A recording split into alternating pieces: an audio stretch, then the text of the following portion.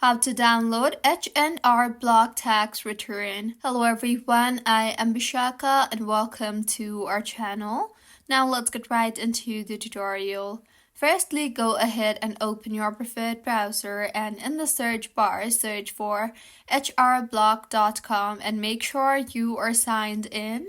And if not, then go ahead and sign yourself in. Make sure you have finished paying for your return and then choose the Save and Quit option in the top right hand corner and further choose the Print My Taxes option from the drop down menu that appears. So this is how you can download H&R Block tax return. If you find this tutorial helpful, please like the video and do comment if you have any queries. Also, do subscribe to our channel for more helpful tutorials like this. See you on the next one.